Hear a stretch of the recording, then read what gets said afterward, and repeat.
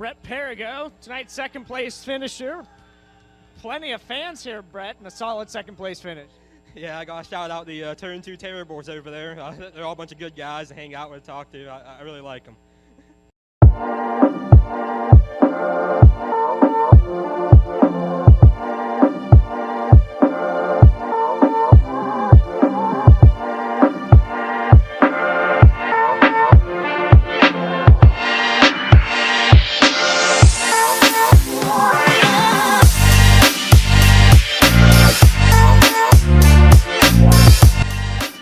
How are you doing tonight, man? Hey, I'm talking here. You know who you're talking to? Macho Man! I'm on my way to Monday Night Raw.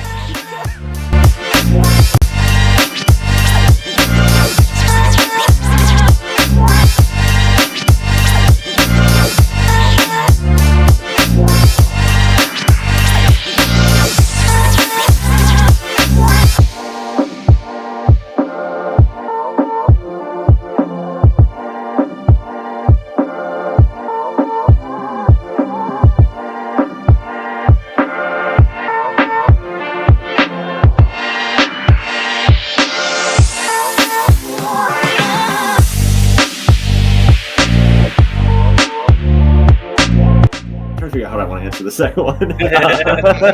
Your choice. It's a trap.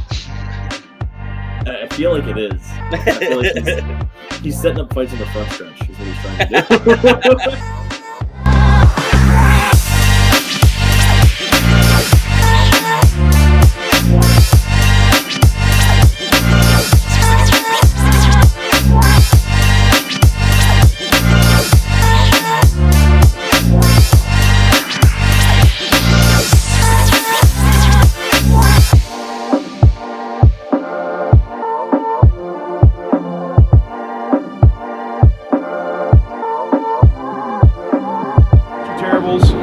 Speedway. Got Devin Gordon with us at Keen Motorsports Shop here with Kyle Keen.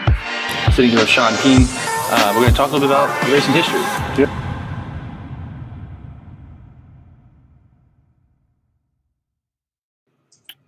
What's going on out there? Turn 2 Terribles, Jimmy and Jay-Z this week. It is May 15th, 2023. We are just coming off Outlaw Week here in PA. A lot of good racing this week. We got a lot to talk about. We got Austin Bishop on the show tonight. We're just waiting a little bit for him to get, jump on in. And we'll also have a guest host tonight later on, Andrew May, part of the Brent Mark Sim team. He was also at Bedford, giving us the lowdown on URC and what was going on with Kyle Keen and all that. So he'll be on later to give us his takes there and on other things. So you don't see Chris. We won't see Chris for 3 or 4 more weeks. He's got some personal stuff going on, so it's just us two. We'll keep it locked down for you. So we're excited to get Chris back maybe next month. So, Jay-Z, how you doing? I'm good, man. I'm good. Austin should be here any minute, and good weekend of racing. Got to see a lot of racing, even though we got washed out one night. Got to see a lot of racing over the weekend, and it's been a really, really long Saturday night at Path Valley. So that was something. We'll say that. But no, man, happy to be here. Excited for tonight, and try to keep this one a little shorter for everybody, but hopefully some good information and have a little fun. Yeah, absolutely. I guess while we're waiting for Austin, do we want to just jump right into Lincoln on Wednesday? Yeah, let's do it. So Lincoln Wednesday night, awesome race. There were, how many cars were there? 40? I think they ended up at 40, low 40s, 41, 42. Yeah, 41, 42 or so cars. Ended up splitting the group, so definitely got above that 39 marker, 38. I think it splits is what I heard. I thought it was 42, but I think it was 40 or 41, 42 cars, something like that. Yeah, and the track was great all night, and it put on a finish we're never going to forget, probably. I mean, Brent Marks led the entire race until pretty much until the last corner, and then got passed by this much by Anthony Macri ripping the top right at the line. It was very mixed reactions. I mean, you had a lot of people excited. You had a lot of Brett Marks fans that were disappointed. And then you had a lot of people, and then you had a lot of people like me. Like, I like both of them. Like, I was happy just to see Posse dominate the Outlaws there on a really good track and have an exciting finish like that. Just goes to prove that PA puts on the best racing, straight up. No cap. So, yeah, I mean, I wish. Look, you always want to have it go back and if you go back and look at it, you'd like it to be. I found out Brent had a left rear tire going down to that race. I think it really hurt his drive off the corner. Anthony was definitely faster, but I think he was a little bit faster because that tire started going down those last 10, 12 laps there. Lap traffic came into play like it should and like it does, and which is fine. But Brent really had that race in control until the second half and maybe even the last 10, 12 laps. It really wasn't that exciting until they, that tire started to kind of let down. And I think they said at the end of that race it had 3.5 pounds in the left rear when they were done. So he had a left rear going down. Without knowing that, if you're a fan, how could you not be excited about what you saw? Right. I'm with you. Like, that's what you'd expect, whether, it was either way. It was Posse on Posse crime, and it wasn't an outlaw passing Posse or a Posse passing an outlaw. It would have been better if it was a Posse guy passing out an outlaw at the line, but right, there were two very popular drivers in our area fighting each other, and the fans of that driver are going to cheer. They weren't cheering against Brent; they were just cheering for their driver, who was putting on a show. And I can't complain at all about that. It just, as a fan of Brent's, I hated to see it happen. You lead 34, 35 laps. It is what it is. So, but like I made a post throughout the week. Kudos to Lincoln. They kept it moving. We were out of there at a decent hour. The racing was really good. I think some of the racing was, it was a little bit challenging early. I was concerned. But as usual, Fred Putney figured out how to get it done and created a really good surface for guys to run multiple lines. So I was entertained. I had a great night. I think by the last heat it really widened out, and then there was a C and a B main, and they were both pretty decent. I mean, they're C and B mains, but and then the feature was great. I mean, it was just you look anywhere there's action going on. They got into such thick lap traffic. I think there was only the one caution, or was there one in the beginning? I can't remember. I know the one towards the end was Stutz broke down. There was two. Sheldon early on. Oh yeah, that's right, Sheldon. Yep. And they gave him his 13 minutes in the work area, and then TJ there at the end. Yeah, and that kind of because Brent, I wouldn't say he was gone, but there was enough lap traffic that it was going to be really hard for Anthony to get him. But Anthony was coming. But with lap traffic, you don't know how that's going to play out. They got a fresh, clean start, didn't really get in the lap traffic there at the end, and he got him right. Brent, a lot of people were questioning why did Brent go down and try to protect low. I guess he was trying to protect the slider or just try to protect the inside in general. And Anthony just sent it. He said in victory lane he was either going to junk it or bring home the checker flag, and he didn't junk it. So good on him. It was a good posse night. You had 1, 2, and 4. Danny Dietrich was fourth. Was it Brad Sweet that was third? Gravel third, and Brad Sweet was fifth. Actually, I have it right here. I don't know why. Yeah. Actually, I called the top 5 all but Freddie. Replace, I believe, Macri with Freddie, and I had the 4 of the top 5. So I had all 5. So that's true. I had all of them there, and like I said, no certain order. I did pick Freddie as my winner. He did not time trial like he'd hoped. So just kind of was middle of the pack there. But either way, I know Gravel's good at Lincoln. Brad Sweet's been good at Lincoln. That doesn't surprise me at all with those two. And I had Marks and Danny there. I just did not have Macri in my top 5. So yeah, you hit it right on the head. Shame on me. But if you're going to take one of the posse guys I didn't pick, I'll replace him with a posse member. So I'm okay with it. Yeah, for sure. A couple shout outs here. Some really good runs. Chad Trout, he started second, and he was fast all night, and he stayed up there and he battled. He actually lost, I think he lost most of his positions after that last restart. He was like hanging around fourth and then fell down to seventh at the end there. Great night for him. Kyle Moody, also hard charger, up 13. No fluke there. He was passing cars. And also Brandon Raymer, top 10 with the Outlaws there. Awesome. I know they were excited. They were jacked up. I was excited for them. There was a point there where I lost track of who was who. And I was like, wait, who's a lap car? Who's not? Who's in the top 10? And it was just cars everywhere. And which is great. But, and partially is, I have the camera up. So I'm kind of looking at different things. And I lost track of who was where. But Chad Trout really impressed me all night. He battled hard and he drove that car hard from beginning to end. And probably maybe I just don't notice it. Maybe I don't see it, but I feel like he drove that car at 100%, and I feel like there's times where it doesn't look like he's driving the car very hard. I'm sure he is, but I felt like I could visibly see him really pushing that car all night long. And it was pretty cool. Yeah. It was, just good local. That's the type of stuff that we're looking for from the posse is, we have our heavy hitters that are going to go out there and compete for wins, but we need those other guys to compete in the top 10, and really, I think it was a 50-50 split posse and, with 1, 2, 3, 4, 5 of the top 10. Yeah. So they split the top 10 and, well, they didn't split it because Peck's a traveler. So there was only 1, 2, 3, 4 in the top 10 Outlaws. Yeah. And Gio's a rookie. So, yeah, it was – I think the whole experience was great.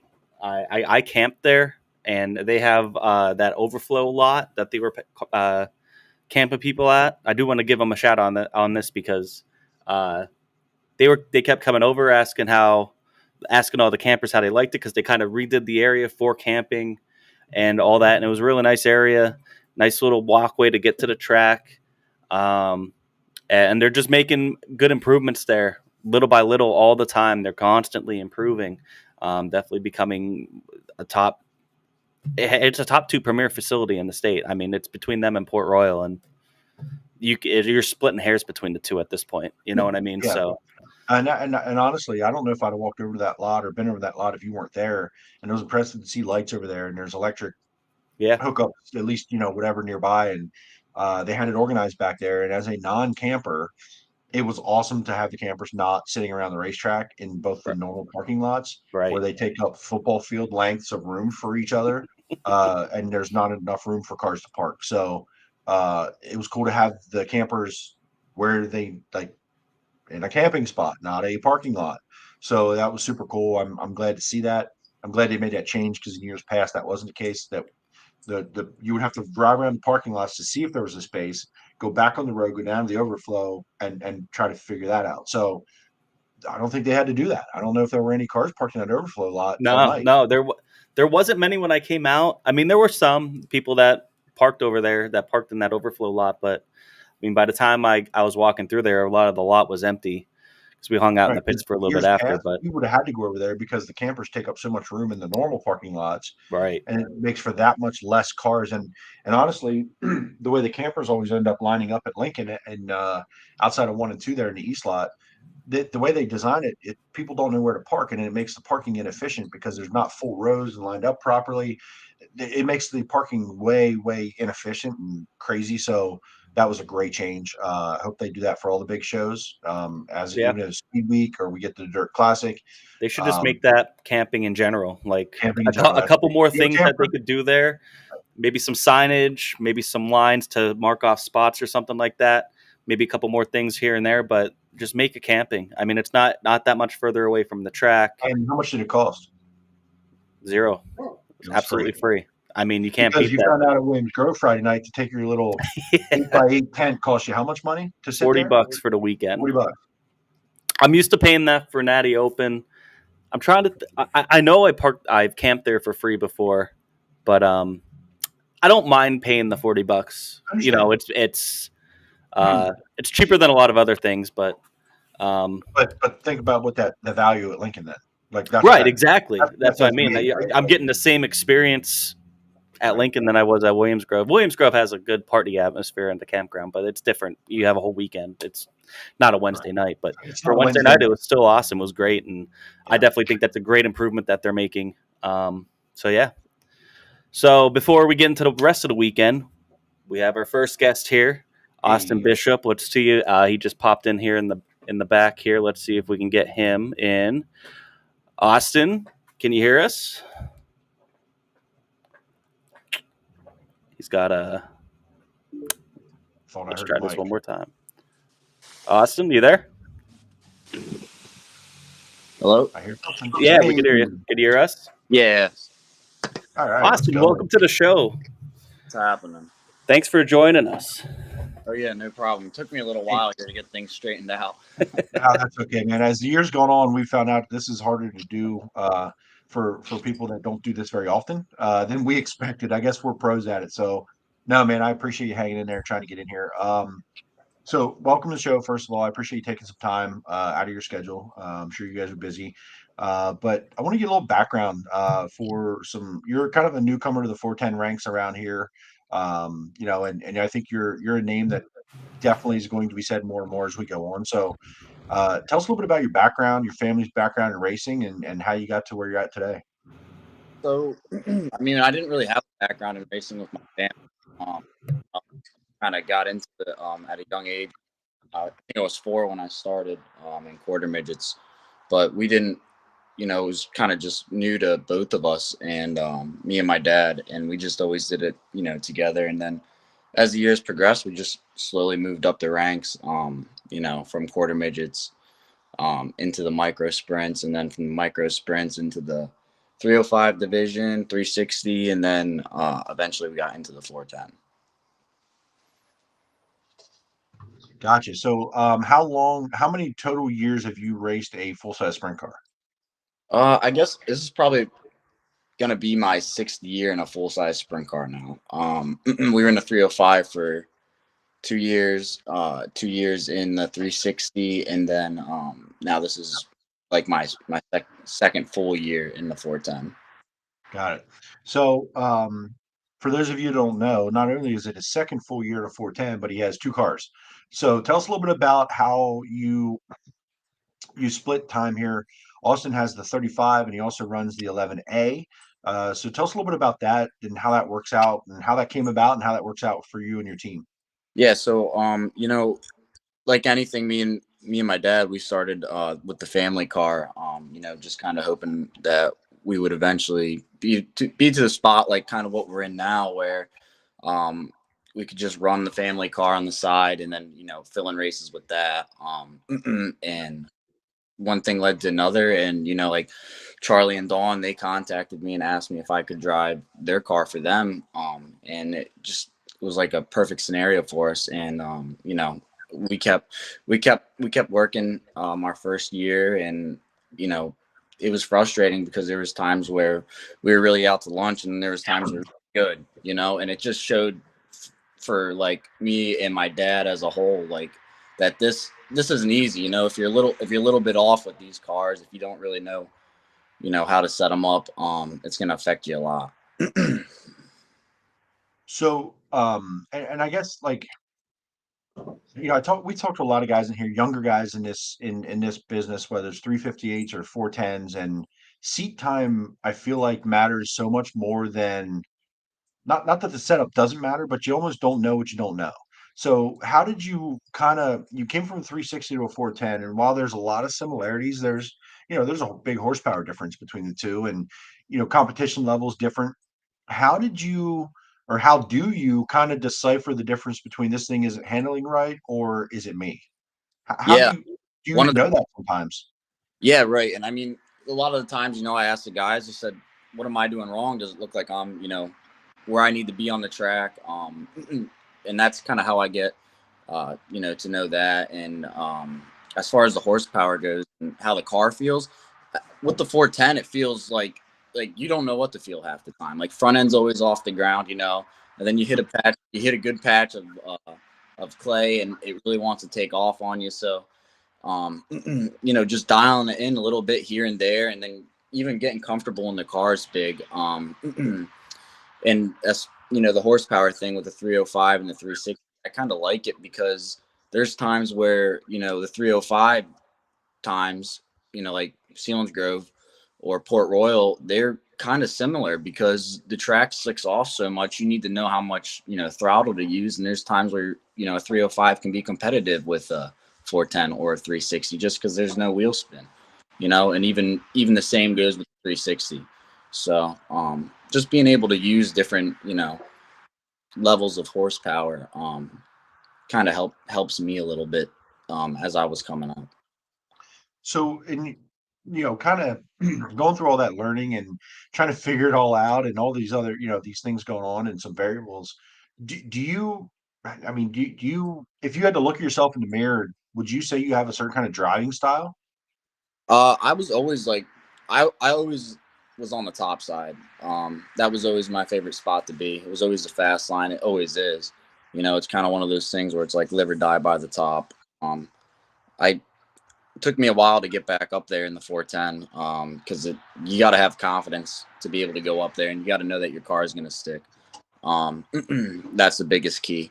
If you don't have confidence to go up there and get around somebody, then you're already going to be behind the 8-ball. So, and that's what I love about this year.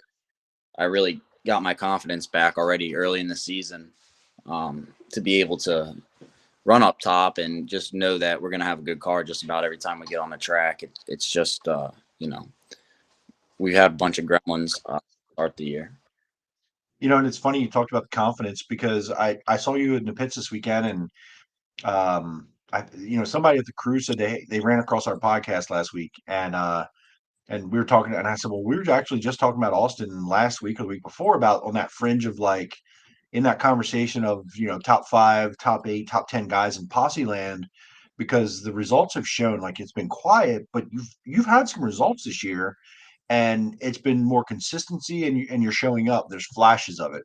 So you saying like, hey, I got my confidence back, that makes sense to me because we just got done being like, man, like Austin, he's passed some cars, he's time trialing, he's showing up, he's there. And you're going to go through stretches. Like I know you were struggling with some motor issues Friday night. Hopefully, by the way, did you get that figured out and found first? Yeah, we actually did get it figured out for Sunday at Selinsgrove, and everything seemed fine again. So I'm real happy about that. Just to have that in the back of your mind, kind of sucks, but like I said, it's nice to have that cleaned up and ready to go for the next weekend. And did you run the cushion last night? I heard everybody did. Yeah, we were up there.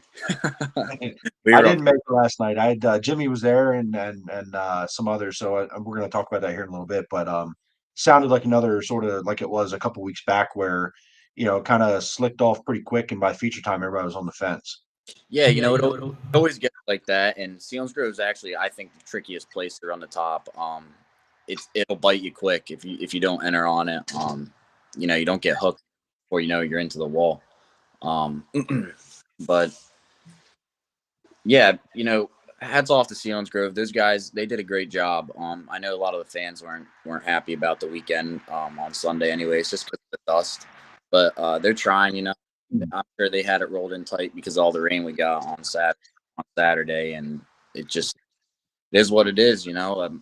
These guys, they try as hard as they can to get the drivers and the fans a good show, and sometimes they miss it. But it was pretty nice of them to even let us in the pits there for free as drivers. That's something that nobody's done, and I really want to. I wanted to tell them thank you. I didn't get a chance to, but yeah, that was a cool deal. Yeah, I noticed that yesterday they had a sign up at the pit gate that they were gonna. Did they like reimburse you your pit gate, your fund? But then they also have the tiered pit prices, like for ages and everything, which is something that's new too. So they're doing a lot of different things. A place like Selinsgrove, though, it was a loss. It was really dusty. I was there last night. It was dusty, but I'd rather see it blown off and then you guys running the fence than it being locked down, a lane and a half up from the bottom. Do you guys feel the same way? Yeah, I agree. When it's locked down like that, it's just wicked fast. And, you know, everybody's fast then. You know, and like you said, it just kind of doesn't add very good racing, and it's hard on equipment. You know, you got to go over the whole entire drive line after something like that, especially Selinsgrove. That place is the fastest place I've been at when it's heavy. It's faster than Port, I think, when it's heavy anyway. Yeah, and so I want to talk to you about Port a little bit. If you had a choice and it was all equal, everything was equal except you'd rather go to Port or Lincoln. What would you? Because you ran a lot of races at both. Yeah, we ran a full season last year at Lincoln, and I was hot and cold there. You got to be up on the wheel there, and things happen quick, you know. So just staying out of you know, messes, and you know, you got guys that are really aggressive there, so you always got to be up on the wheel. I like Port right now just because we've been rolling actually really good there, and it's fun to rip the lip, you know. And there's 3 lanes all the time. I think it's just a different kind of driving style, and the thing that's odd is, like, Lincoln always suited me better because I was always up on the wheel, you know, with a curb. I always liked that, and now it seems like I want it to be smooth, and I want to be able to have 3 lanes to be able to pass people. And it makes a better race, you know, like you guys were talking about earlier. It makes a better race for the. Don't get me wrong, you know, Lincoln, they do a great job there. We never hurt tires there all last year, and it was always a nice racing. But yeah, no, I think I've been enjoying Port more recently, just because of, like I said, it's got like 3 different grooves. And it's so funny listening to, you know, drivers and getting to know you guys and getting into pit area a lot and listening like how much guys just prefer one or the other. But what I find like funny about it is more guys will be like, yeah, I'd rather do Lincoln. It's my style, but I like Port. Most guys that really love Port go, nah, I don't know about the short track stuff. It's not my style. So, but it doesn't seem to be like a two-sided thing where it's like you're like, I don't mind Lincoln. I like it. I like the elbows up. The elbows up. But as you mature and get more seat time, you're liking the Port deal. I tend to find the guys who like Port and it's their preference is the big track. They just don't like the little track. It's not Lincoln. They just don't like the little track. But the guys that like Danny, you know, I think that he likes Lincoln. He loves it going, but he also is like, I Port. Good time there. I like it. So I think it's kind of a weird dynamic where the guys that like the short tracks are fine with Port. The guys that like Port don't like the short tracks for the most part. You kind of are in the middle there. So, um, as you were coming up through, is there a driver that you watched you were a fan of in the 410 division? So it's kind of funny. You know, Tyler Walker was always one of my favorite drivers. You know, and I remember when I was probably like 11 or 10 years old. Me and Dad, we watched a race at Williams Grove, and I was like, this guy is crazy. You know what I mean? He was up on the fence just doing stupid stuff, and that's why I liked him. You know, because it was like I was a kid and he was cool. So, and he did backflips. You know, so I liked him because of that. And then, you know, I never would have thought, you know, I would have been in the same ride as my favorite sprint car driver. You know, and I didn't really like that many drivers growing up. I don't know why. It was just like I had my own kind of style. You know, I wasn't trying to be like anybody else. But no, he was cool, and you know, I wish he was around more just so I could talk to him now, or, you know, even see him drive again. But yeah, that was one of the only people I looked up to when I was younger. Are you looking at the high limit schedule coming up nearby? Is that anywhere in your schedule?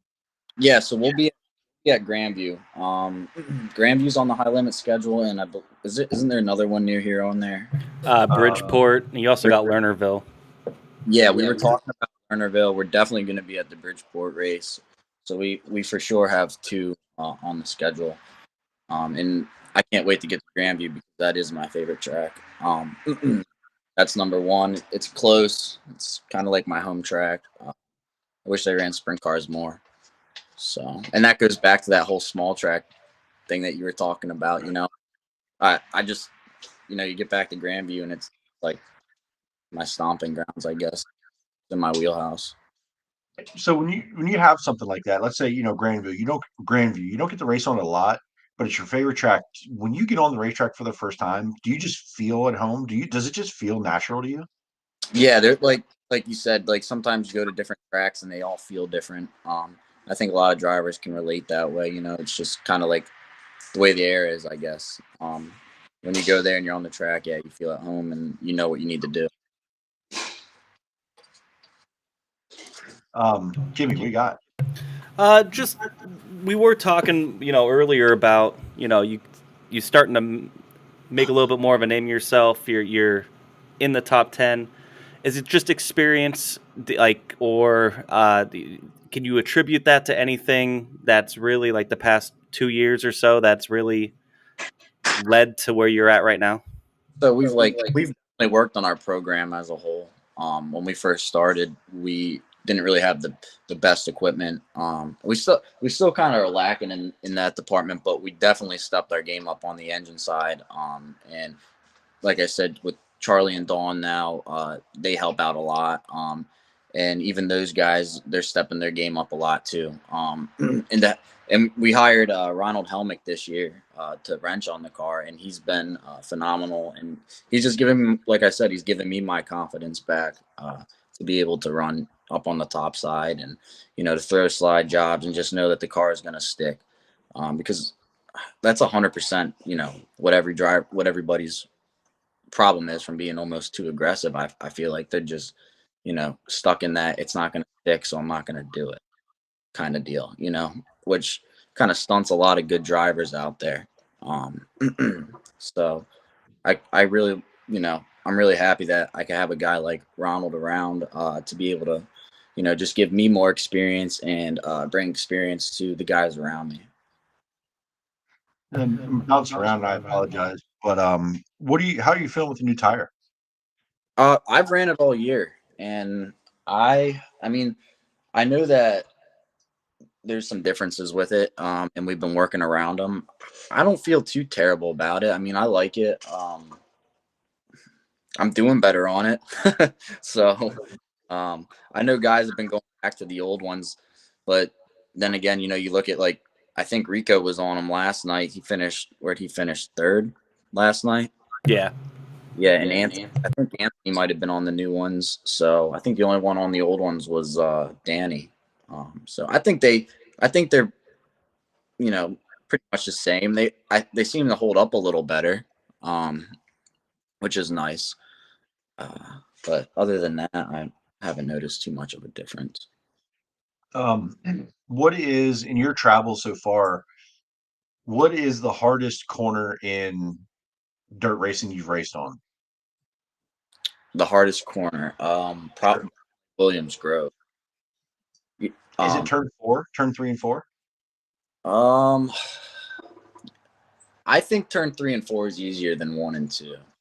Okay. It's a little more sweeping. I think 1 and 2 at Lincoln's tricky too. 1 and 2 at Lincoln like a D almost. Those are both two tricky corners that kind of resemble each other. Lincoln's is just obviously smaller, but yeah, the way the guardrail is at the Grove, you try to get in on the bottom and then it pushes you up the track. You can't hit the bottom the way you want to all the time. You almost have to drive in a little later and then sweep it in. And the reason I was asking, I was going to pick on you a little because I've seen you jump two cars pretty bad in 3 and 4 over the last couple of years. Yeah. So the first time I did that was my first night out on a 410. Yes, it was. And because Troy Wagaman junked a car in the same area that night. Day. There was like 35-mile-an-hour winds. Yeah. And I got off the gas a little bit, and that's all it took. And and I was still learning at the time. Front end was lighter, and it went left right into the tires, and yeah, that was not good. But that was a brand new car.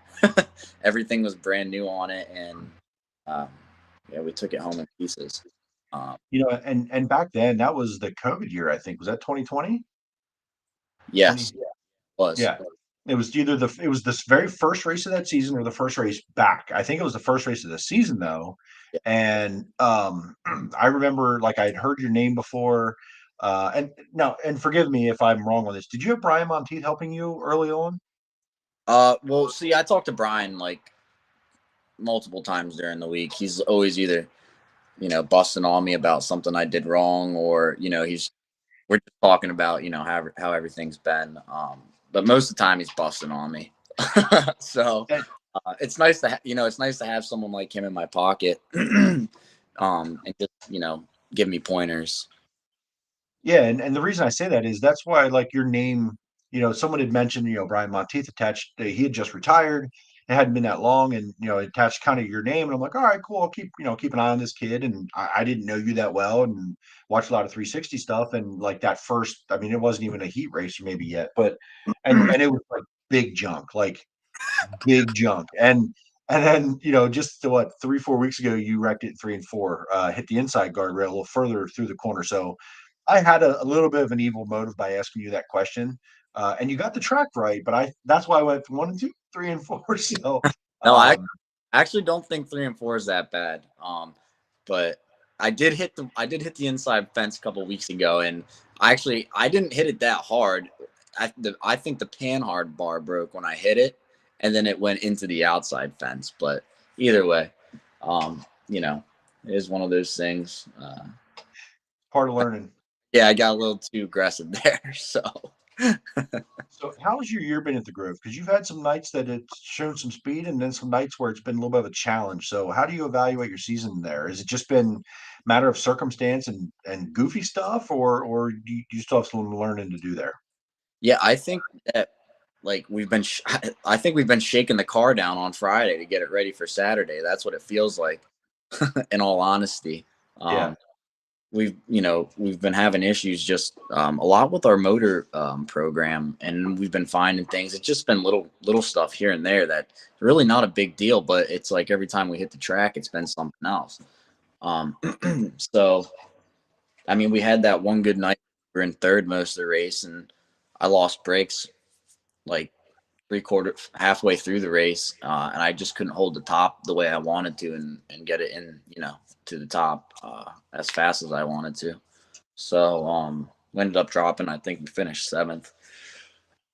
But yeah, I like the Grove, and I know we can be good there. We've shown speed, and I'm pretty confident. It's just like I said, little gremlins here and there that just keep coming back to bite. And that was kind of one of the main reasons why, I wanted to get the Selinsgrove on Sunday with the 35, because that's the car that we had ran at Williamsgrove during the week.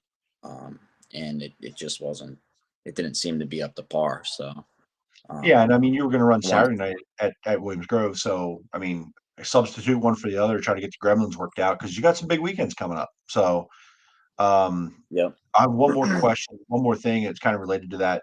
And it completely is gone. So maybe I don't. Brakes. I don't know what it is, but there's this epidemic of brake issues going on here lately. And I heard it not just in 410s, 358 division. What is it with brake systems in sprint cars that I don't know? Maybe is it just bad luck and I'm hearing it all at once, or are brake systems in a sprint car just real finicky? I mean, we're on the brakes a lot. You see them glowing. You don't typically see them glowing as much as, maybe a late model. Maybe it's because it's enclosed or a modified. But we're going so fast, we got to stop and get the car pointed the right direction. Guys are riding the brakes more than you think through the corner. Even like I would talk to, Brian about it, because I wasn't a big brake guy. I was always just right-footed. And he told me, and he's like, you got to drag that brake, all the way through the corner. He said, and sometimes you got to drag it down the straightaway. So I think we use our brakes more than most. And even when you enter on the bottom, you're trying to throw a slide job, you want to get the car stuck. Sometimes, you're even stabbing the brakes in the middle of the corner just to get it stuck a little bit and then waiting for it to drift up. So brakes are a big deal in the sprint car community. And So it's like the amount of the amount of use they're getting, or are just the systems like very sensitive? I don't think they're sensitive. I think it's Okay. just the fact that we use them so hard. Okay. Maybe there's something going on with them. I haven't had really any issues. The reason why I lost brakes is because we didn't have the right temperature brake fluid in. It wasn't the high enough temperature. So what happens is you can actually boil them, and that's what I did. Is I boiled the fluid because it got so hot. So we had to put a different fluid in that boiled at a higher temperature. And then I haven't had problems with them since. But yeah, I haven't really heard of anybody having any issues with them. I mean, just typical stuff. Got it. Jimmy, what you got? Just what are your plans for the rest of the year? We talked a little bit about high limit. Do you plan on doing any other traveling outside the state at all? Do you just plan on just hitting you're hitting a lot of races around here? I mean, there's going to be a lot of 4-day weeks here in just PA alone. So just kind of curious as what your plans are, if you have any, for the rest of the season. Yeah, we're doing the whole entire speed week. We're going out to Eldora for the million, then we're just staying out there for Kings Royal. We're doing Knoxville, and I believe there's a race before Knoxville as well. The front row challenge or whatever, or yeah, we're gonna try and so we have a lot of races on the schedule and a lot of traveling to do, which is kind of exciting for me, just to be able to get outside of PA, see what happens in other states, maybe see some other fans, just see how the tracks do things differently, because all I've ever experienced is sprint car racing in PA. I'm super excited about that.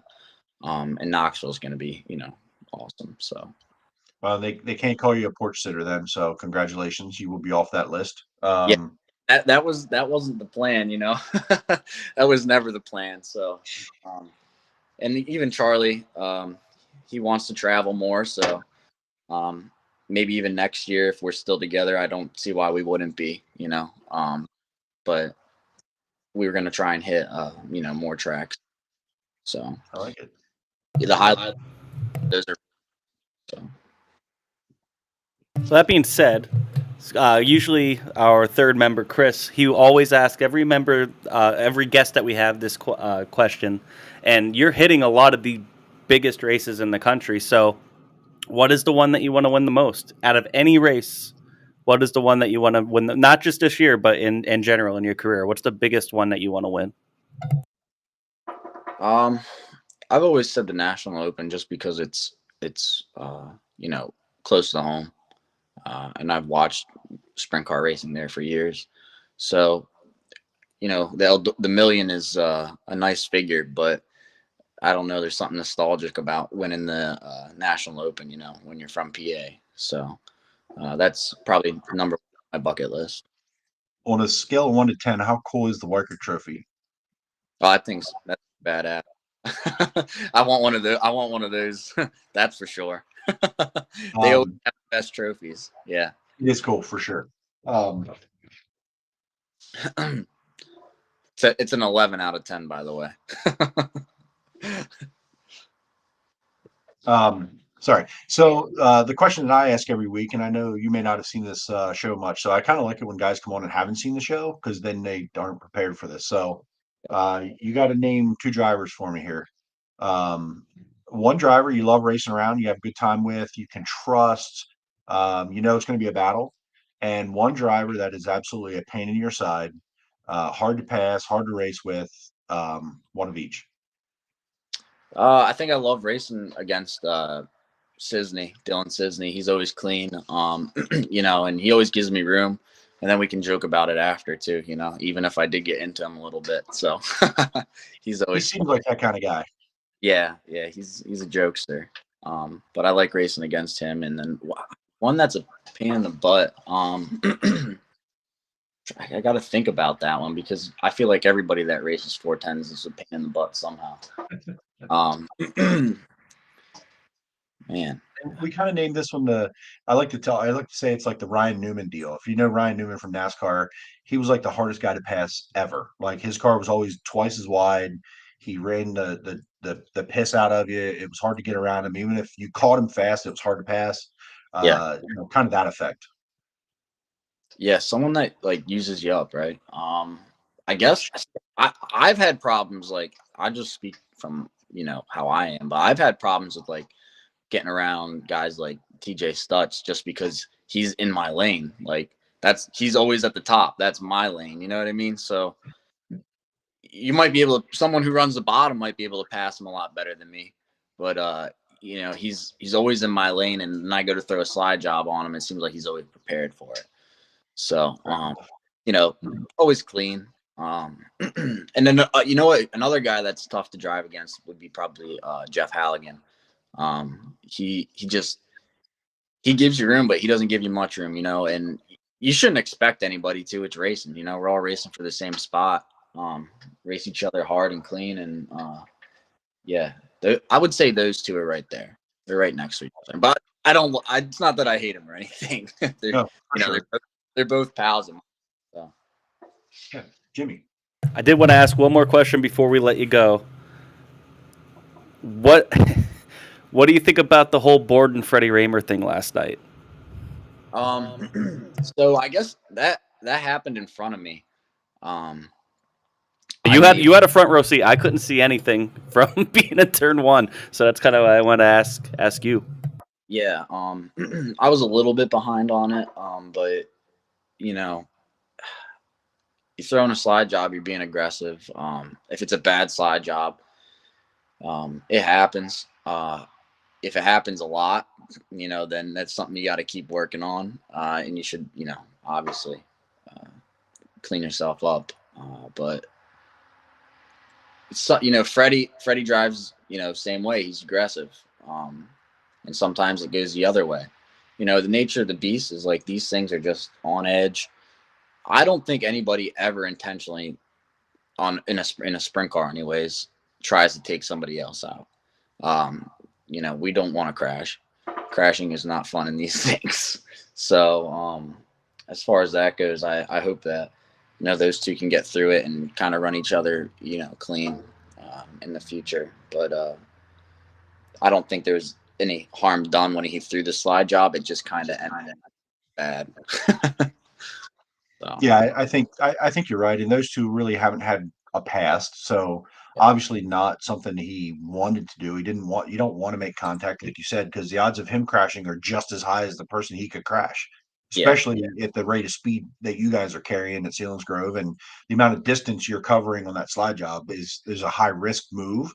I'm sure people were pissed off because you never want to leave with a wrecked race car.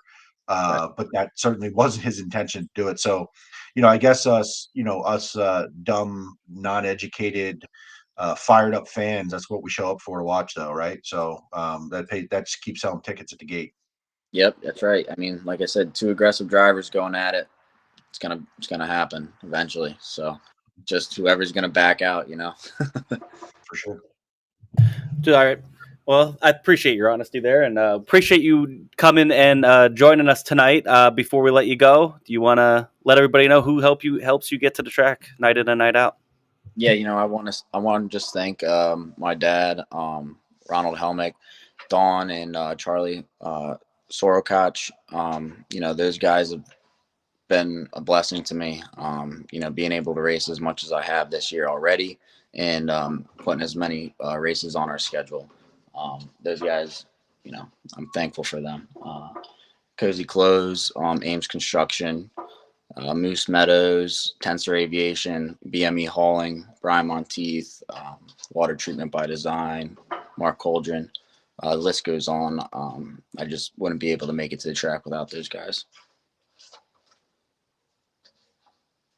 Well, again, thank you so much for definitely thank all those sponsors, but thank you so much for joining us again tonight. We hope to see you out in Victory Lane, hopefully, and have you back here, maybe to break down your win here in the near future. Absolutely. Appreciate it, man. Austin, we'll see you at the racetrack hopefully this weekend, buddy. Good luck. Sounds good. Thank you. Yeah, buddy. Yeah. Austin Bishop, awesome. That was fun. Yeah, he's definitely somebody that we've been talking about that's been coming up and making more and more of a name for himself, hanging up there in the top 10. And I think a win is on his door. He's knocking on the doorstep of a win here soon. So thanks again to him. Let's get into Friday, and we're going to bring in another special guest host here, our T2T correspondent in the Bedford area, and Brett Mark's Sim team member, Andrew May. Andy, What's going on, thank boys? you so much for being our eyes and ears over in almost Western PA. He's our Yeah, Western Zone worldwide correspondent on assignment to Bedford, the wonderful, beautiful, beautiful landscape town of Bedford, Pennsylvania. What's better than that? You're definitely gonna have some fan comments here. I mean, this guy has more fans than I could ever dream of having. So You're right. So were you at Williams Grove Friday? No, I was at Bedford. You were not at Williams Grove Friday. Oh, you were at Lincoln Wednesday. So what? Yes. You made the trip down, hit up a brewery on the way, right? Made the run, long drive home. How was your night Wednesday at Lincoln? Oh, it's pretty good. I mean, it's about a 2-hour drive from Bedford. I mean, it's pretty much turnpike the whole way down to Gettysburg. But I mean, the races. Brent Marks fan sucks, but that's how it goes. I was able to see Jimmy and you, Jeremy, and Jack, and hang out with a lot of my friends from home who were there. So I mean, it's pretty cool to have friends at the track. It's cool to hang out with my buddies, but it's also cool to see you guys whenever I'm able to come down, because it's pretty much 2 hours to Port, 2 hours to Lincoln, and an hour 45 minutes to Williams Grove. It's 2 hours to Lernerville. So I mean, you got to haul. You're like me, because I'm more. Besides Selinsgrove, it's like an hour and a half, 2 hours for me for everything. So I'm with. And then I got Bedford 500 feet from my house, so which is kind of funny. I mean, I've been to Williams Grove more times than I've been to Bedford, and I could throw a baseball from my house to Bedford. So why is that? Biggest Williams Grove fan ever, right here. Just a big Williams Grove fan. Yeah, I love Williams Grove. That's it.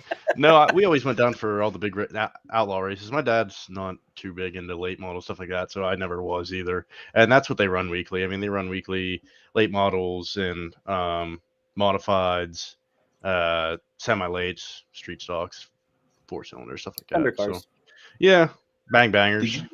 Did you have a chance to watch the race Friday on Dirt Vision?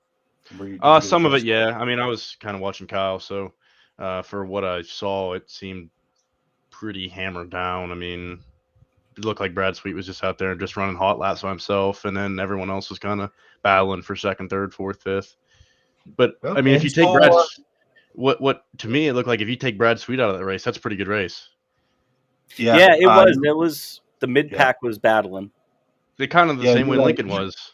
He was far enough ahead that he was barely in the throttle. Like you couldn't hear him driving that hard, and everybody else was driving the piss out of their cars to try to fight for position. So great analyst on Friday night, not even watching it. You got it right.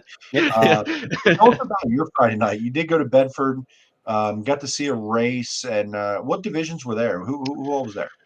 I believe I have it here. It's right? Late models. I think it was supers. I'm not sure. I didn't even watch any of the other features other than the sprint cars, but I know it was semi-lates, 4-cylinders, URC 360s, and some sort of late models. Fair enough. So tell us about your experience, man. You hung out with friend of the show, sponsor of the show, Kyle Keene Motorsports. Tell us about your experience throughout the night. Yeah, I never really met Kyle. I mean, I met him this year at BAPS, my first time ever going to BAPS.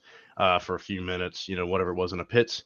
And, I told him, I said, hey, if you ever go to Bedford, just let me know. I'll come in and hang out. I'll do whatever you want. I don't know much about doing anything, but if you ever need help, I'll help you. And he texted me about 2:30, whatever. And he's like, hey, I'll be at Bedford.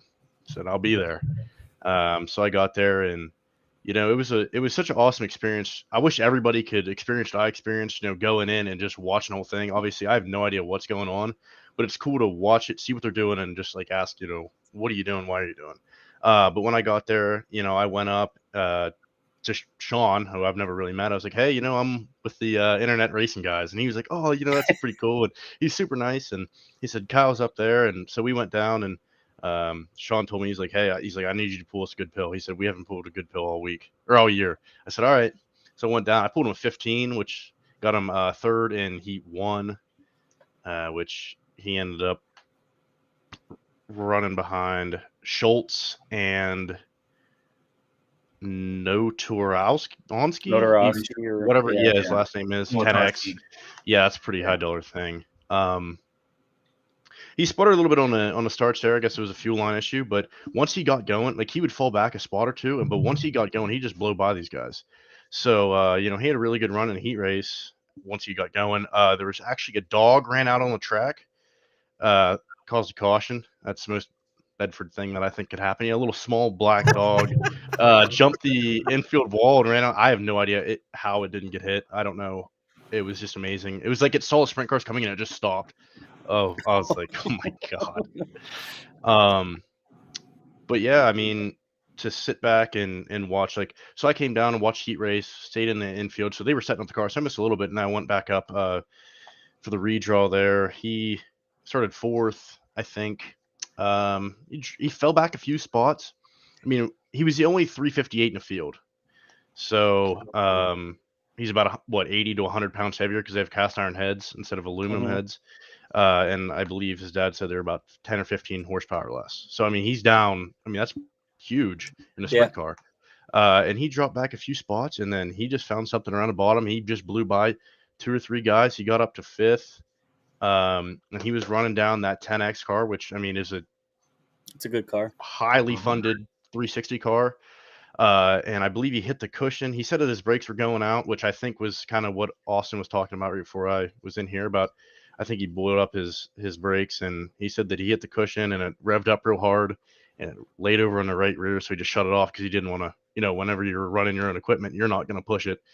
And that was kind of the end of his night. He just didn't want to hurt it. And luckily he just knocked it out of gear, which sucks because I mean, I think he probably would have finished 4th, 5th or 4th, but when the whole field's 360s, when you're racing against 13 other 360s and you have a 358, that's pretty damn good. But I want to thank him and his dad. I mean, they treated me with great. I mean, it was awesome. It was respectful, and anything that I asked, he answered, you know what I mean? And when we were standing watching the feature, his dad was cheering and slapping me, and it was like he known me, for a while. He's just so excited for how well, Kyle was doing. It was just such an awesome experience to be around. And obviously I wouldn't have been there if it wasn't for you guys. So thank you guys for, getting me involved in this kind of stuff. So that's all I got. But yeah, it was awesome. I really appreciate how nice they treated me. And there's actually my friend's uncle who has a disability. He came up and he was talking to me, and I was like, do you want to meet these guys? I mean, they're awesome. And what they spent a minute talking to him or whatever, I mean, that makes his whole week or his whole month, for race fans like us. And like my dad met Logan Schuhart and took a picture with him. I think that's the only driver he's ever taken a picture with. And he's been talking about it at Lincoln since last Wednesday. He's still talking about it. So these guys that run these cars and take 15, 20 seconds out of their day makes our whole week or all month or life.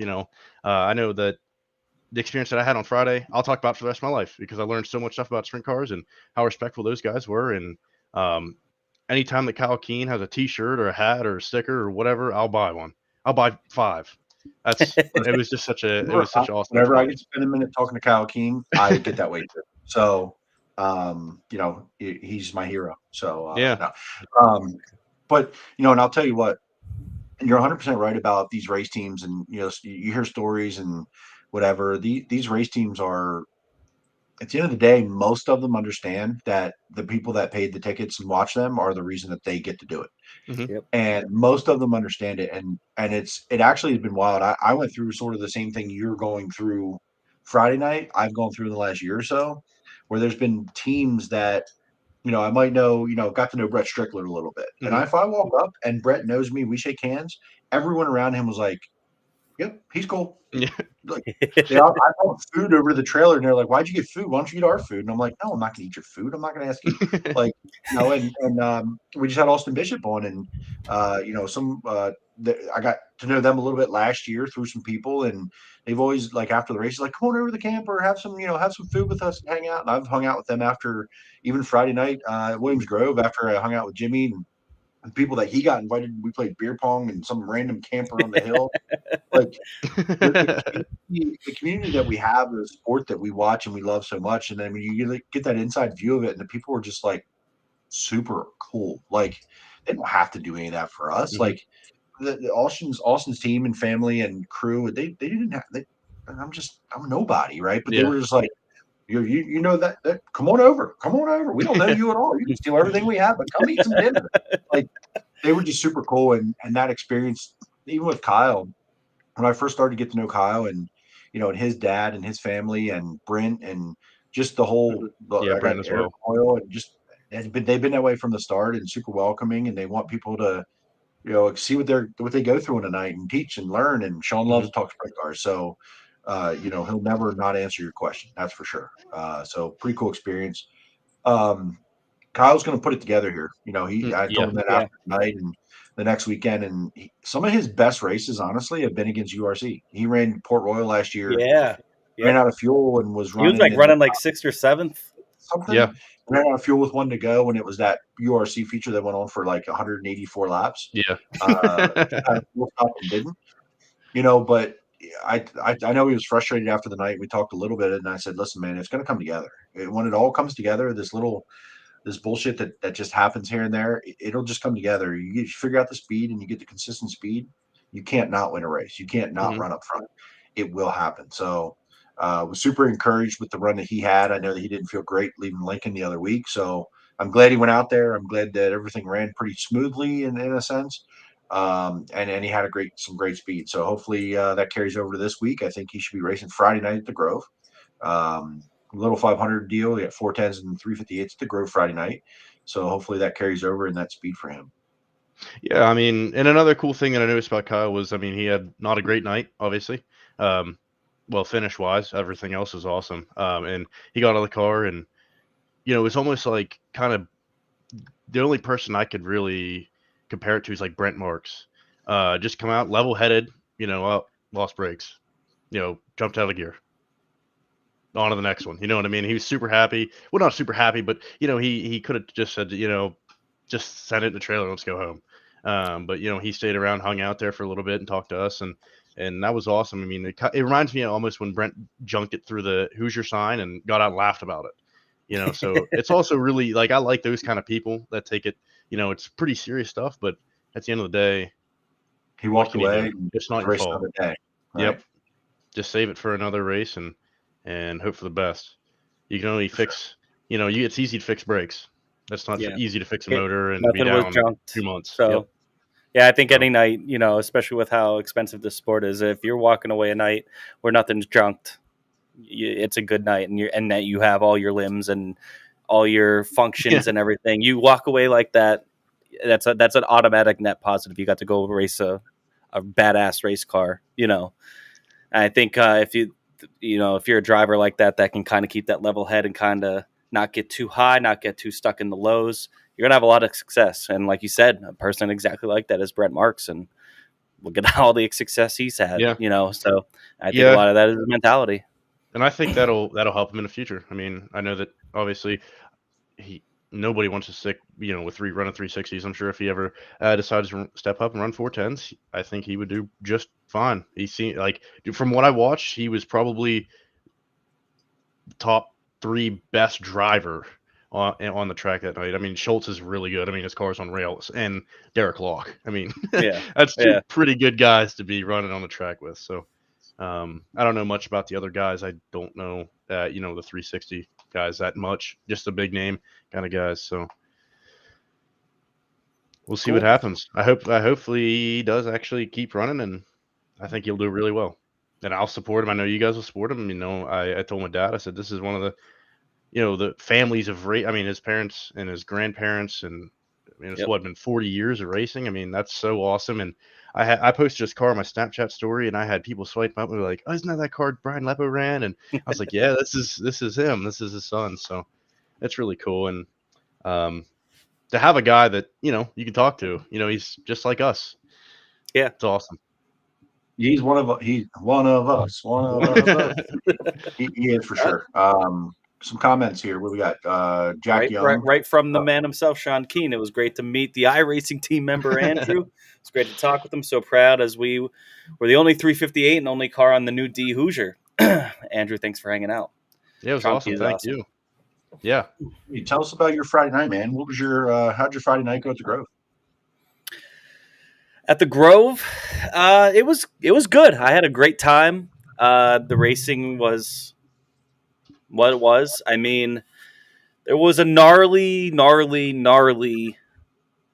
worse than normal divot going in the 3, I think, to the point where they were ripping the track up immediately right after the feature. But I think that really hurt some of the racing a little bit there that night. But otherwise, it sucked because Posse guy didn't win. But and I, of course, when I go when I go last week and I pick an Outlaw guy, it's not any of the Outlaw guys I picked. When it is an Outlaw guy that wins, Brad Sweet. But I what I did appreciate about Brad Sweet was him, playing it up. Hey, I can't hear you. What's going on? Like playing right into it. At the end of the day, I kind of appreciate that. It keeps this rivalry going. It makes it fun. It gets you hyped. Gets you hyped for the next day. That doesn't happen, but we'll talk about that in a minute. But yeah, just I think not saying that the racing was terrible at Williams-Grove, where you don't ever see good races. But for me, when I go to, especially for something like that, it's more about just the atmosphere with people. And, we have a good group on the back stretch, and we have a good time with anybody that comes around. And, it's more just like rooting on the Posse against the Outlaws. And, you got Beer Hill up there. It's just a great atmosphere. It's second to none. And that's the best part about it. So, in short, that's probably my way of saying I got a little too drunk and I don't remember shit. No, I do. I'm kidding. No, listen, you got it right. And the place was packed. Yeah, it was. It was a Friday night, and it was absolutely packed. The crowd on Wednesday was great. The crowd on Friday was fantastic. Yes. There was no way it wasn't going to be on Saturday, no Yeah. matter the weather. If they got that racing, it was going to be packed. They kept it moving pretty good. It wasn't too bad. The race from 2nd through 24th was great. Yeah, it was. Yeah.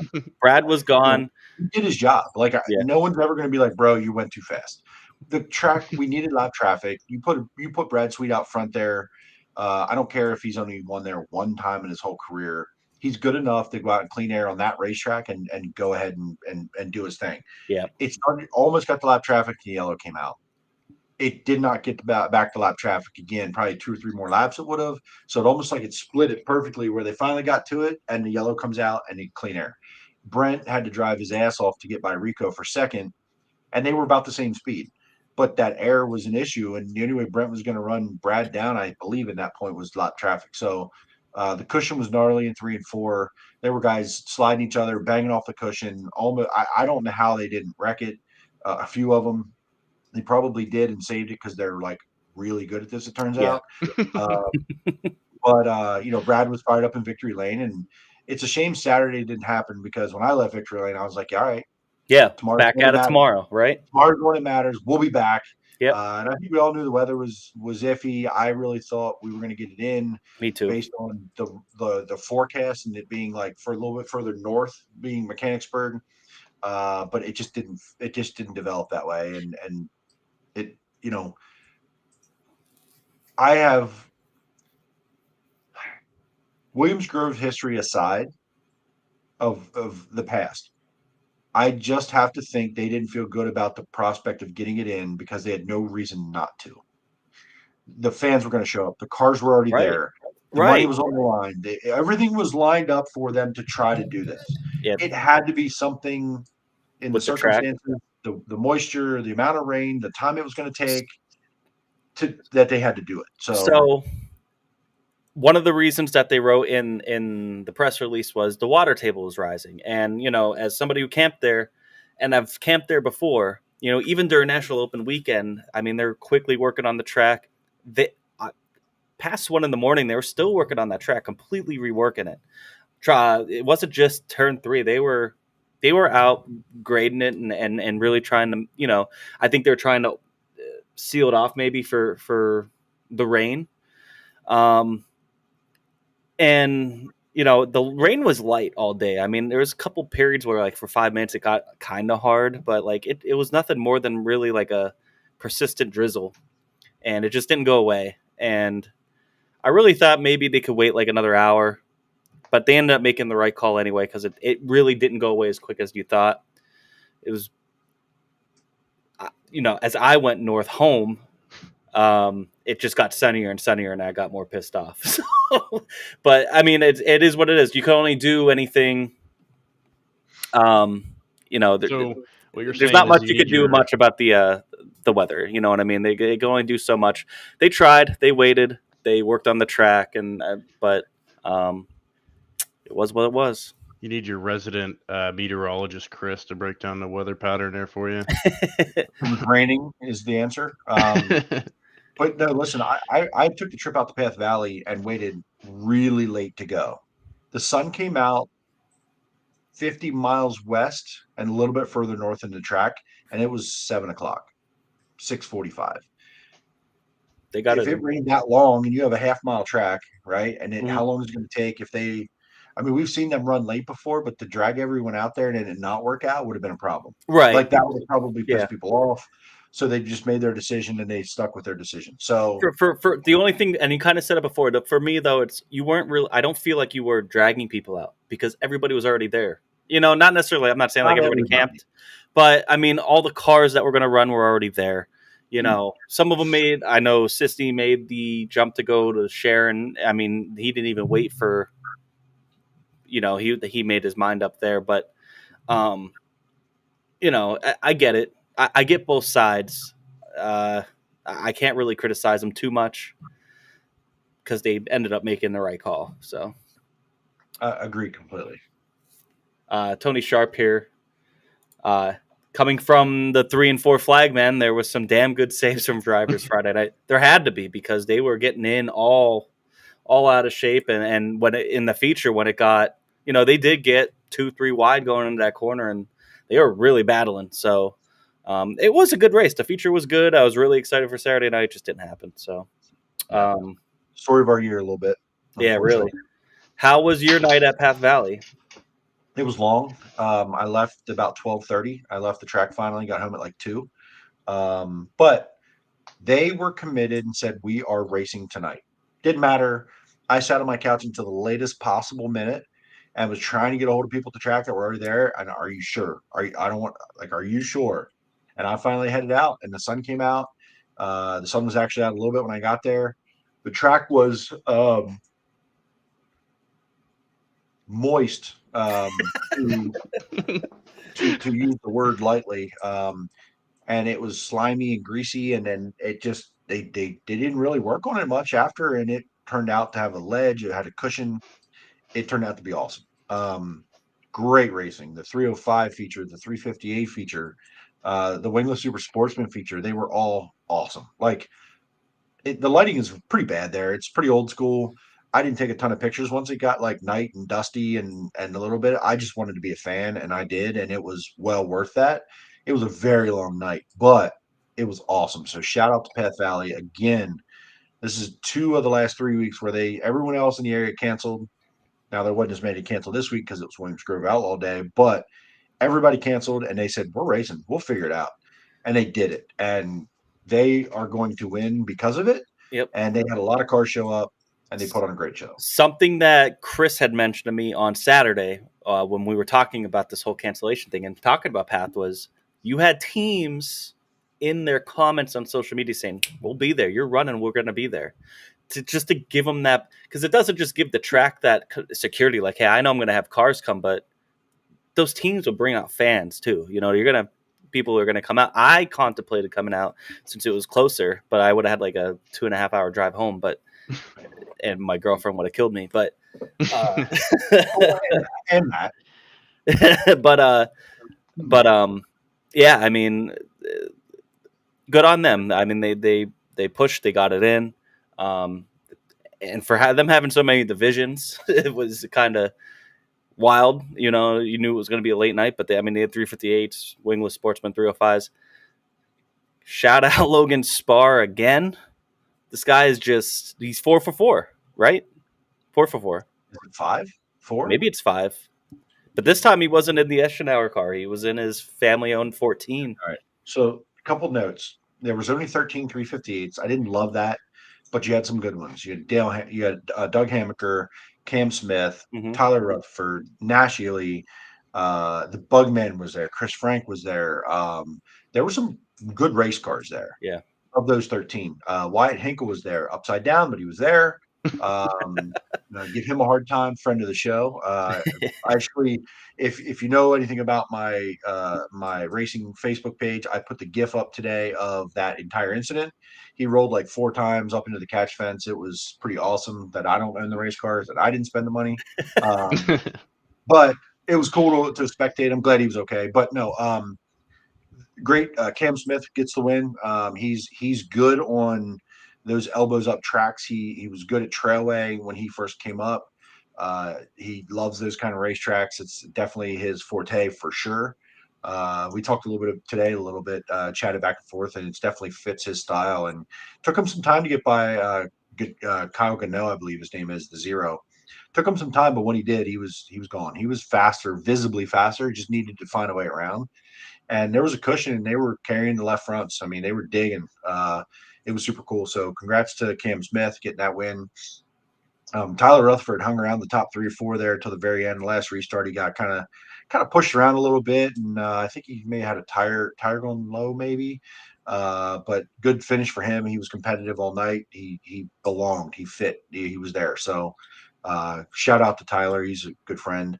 And then there's 305 feature. You know, they had a full field, and it was chaos. Like in the heat races, they had 8-car heats, and they were lapping them in the heats.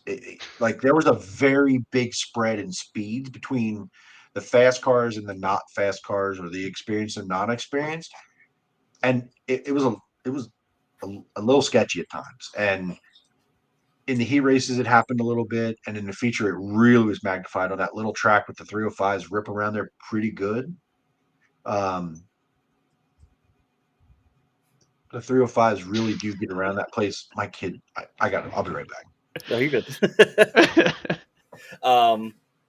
So Path Valley on Saturday. We'll get Jay-Z's closing remarks there when he comes back. But and then the Outlaws rained out on Saturday. It was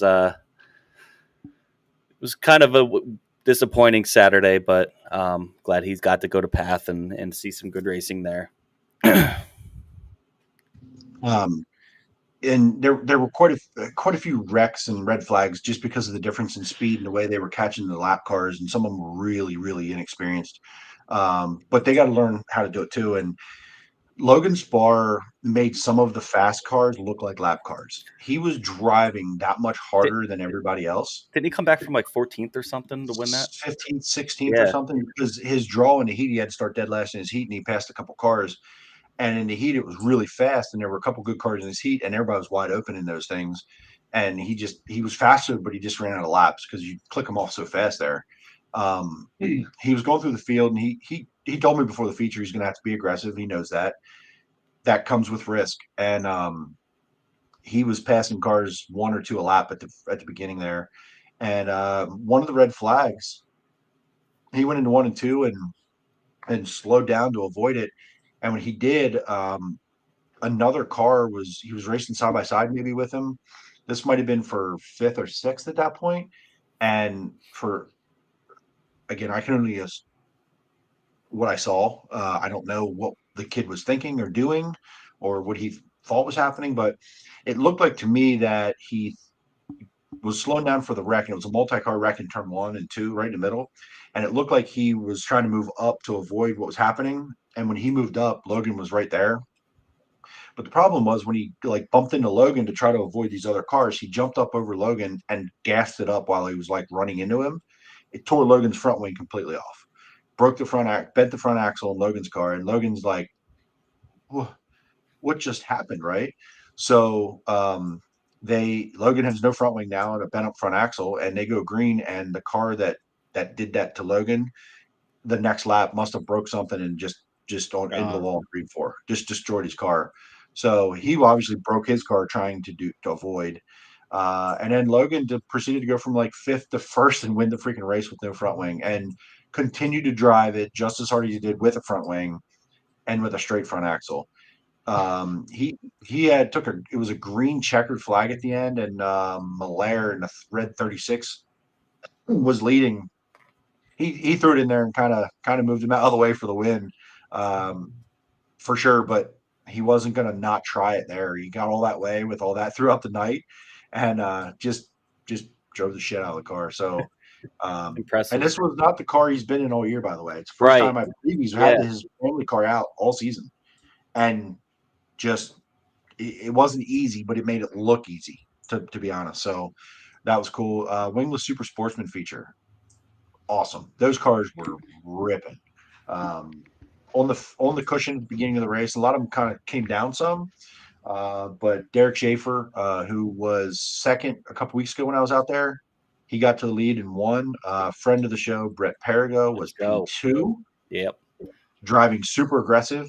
He was doing a great job, and I think he's kicking himself a little bit because when he got passed, he went to the bottom, and he said, "I should have just stayed on the top." That's where Derek Schaefer stayed and won.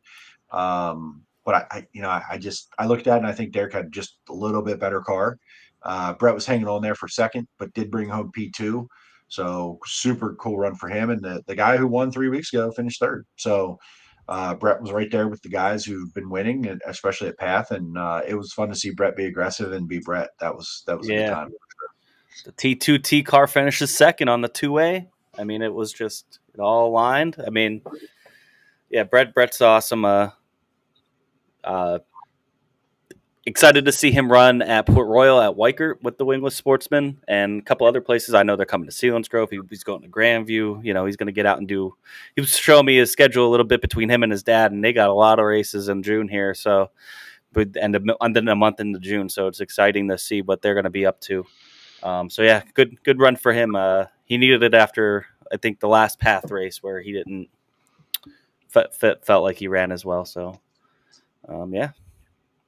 Andy, what's in your schedule coming up? You're going to catch any racing? Maybe. I mean, I've been playing football every weekend, every Saturday, so that kind of kills my whole thing. Yeah, we're 7-1. Actually, the team we played next week, I don't know what happened, but they folded, so we just went to 8-1. Oh wow! Yeah, we got a forfeit win, and then we have a team. We actually have Memorial Day off, so I'm thinking about going to Weikert as long as the weather's nice. Yeah. So maybe next weekend, depends on what's running or who's going or what's going on. I might be able to hit that one. But once football is over, I'm pretty much free range. I'll be going to a lot more, but it's my only, commitment right now. I just want to finish out the season. We only have a few games left, one game left in whatever we win in the playoffs. So, I'll be there eventually. Probably July is when I'll be going a lot more. So. Cool. Catch up with you boys then. Hell yeah. Good days. If you go to Weikert, I'll be there. We'll be camping out all weekend. I'd like to. I think that's the plan right now, for sure. That's Sunday, always right? Saturday and Sunday, 2 days. Oh, okay. And then rain date on Monday. I might go to both then. Hopefully we don't need it. Yeah. So, so I'm pumped for Weikert. Pumped to see Andy out at the track a little bit more. It was cool to see him out on Wednesday. So let's get into Sunday real quick. Selinsgrove yesterday, Ray Tilley Classic, late models and 410s, 23 of each. I thought there was going to be a couple more cars because there's so many. There was a couple surprises going into it. You had Justin Peck in the 20 that Macri usually runs. You had Rico Abreu, you had Sam Haferteep, you had Landon Myers. But I don't know, maybe just because it was Sunday, Mother's Day, and everything. I know Knox was running too, but none of our guys went over there really. But it was a good race. The track blew off really quick. It was a little too dusty as a fan, but I can deal with the dust when it was that wide. I mean, they're ripping the fence in 1 and 2. I'm standing in 1, and they're ripping the fence like coming straight at you in 1 and 2. Nothing like it, man. I mean, it's so cool. Usually, like I said it a couple weeks back when we were talking about Selinsgrove. Usually that track past couple of years has been maybe a lane and a half, 2 lanes up from the bottom.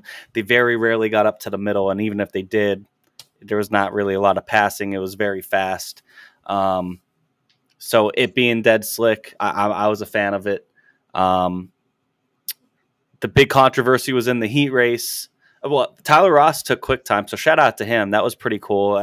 He had the luxury of going out early, but he was faster than guys like Macri, Dietrich, Bramer, and they didn't go out too far behind him. So the big controversy, though, was I think it was in Heat 2, and we talked about it with Austin a little bit. Going into turn 3, Devin Borden throws a slider on Freddie. Freddie flips over, red flag. And then we hear that Borden gets penalized for rough driving, which is not unheard of, but you don't hear that very often. He got sent to the back. And, we know Devin, he's a wild man. They call him the Daredevil for a reason.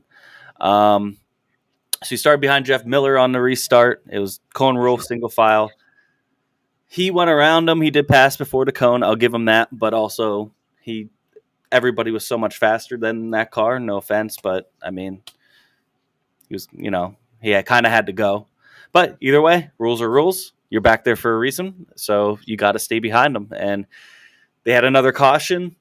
He got penalized another 2 spots after he worked his way back up to 3rd or 4th. I think he was about to pass for 3rd. Caution came out. He was in 4th, got pushed back to 6th, and jumped again. He got up to 4th, finished the race, and then they penalized him another 2 spots again. So he got 3 penalties in 1 heat race. It was pretty wild. Pretty impressive. That was impressive. And Freddie packed it up immediately and left. And I could imagine it's because the car is drunk. Just go at that point. Or was he just that upset? I don't know. It was junk. It was junk. I think that was the main reason. But to pack it up so quick like that was kind of, I don't know, just weird. I mean, if it's drunk, though, it's drunk. Sunday and Mother's Day. Why would you stay?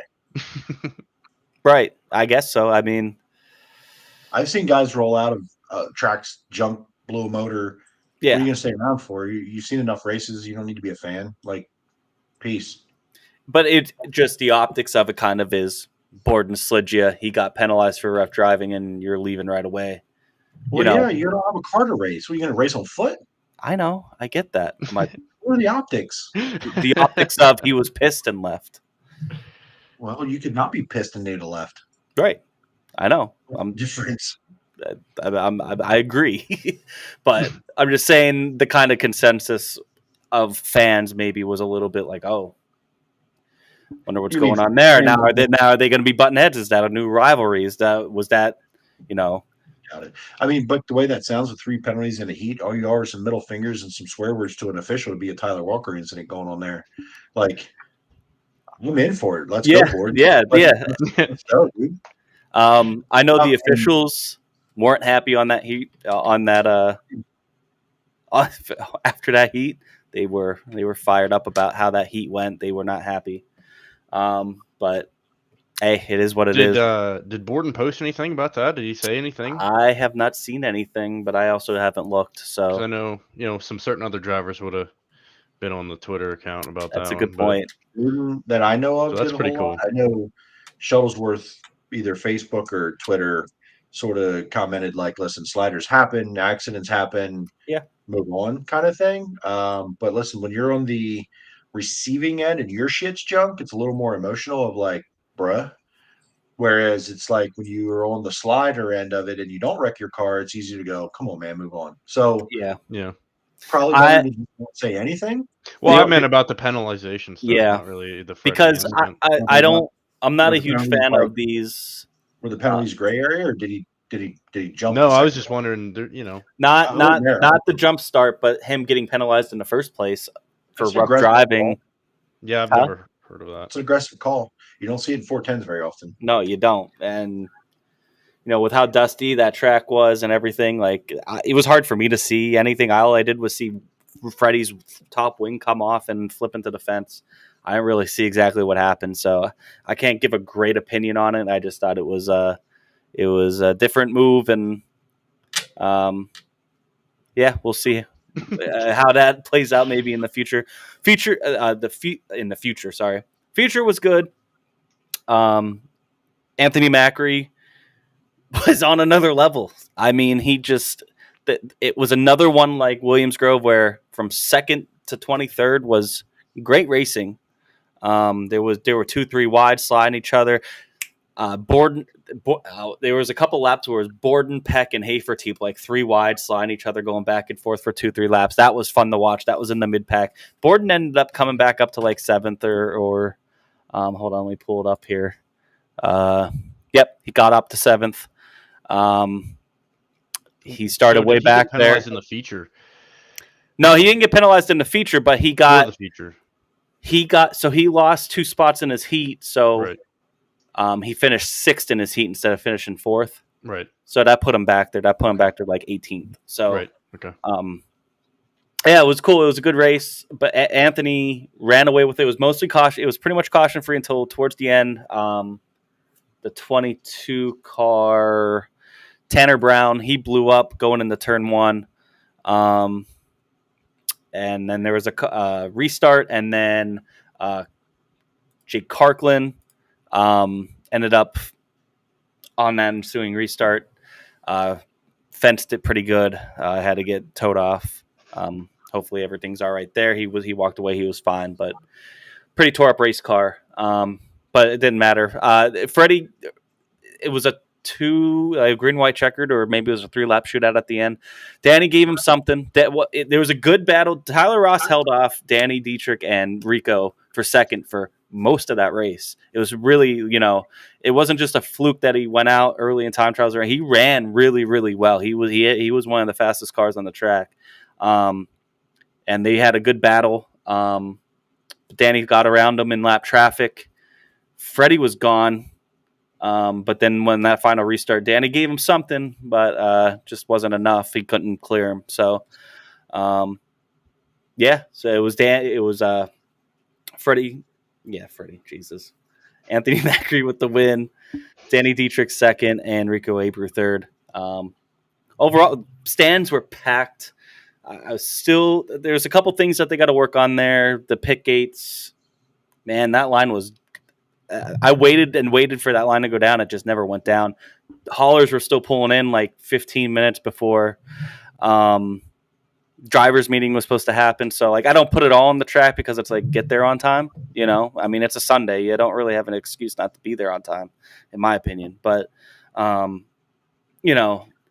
way, they had 23 cars in both, full field, racy track, good cars too, so, and packed stands and, if they can just figure out the dust and figure out some of that, the gate stuff a little bit, they got something really good going on there. The track's heading in a really good direction.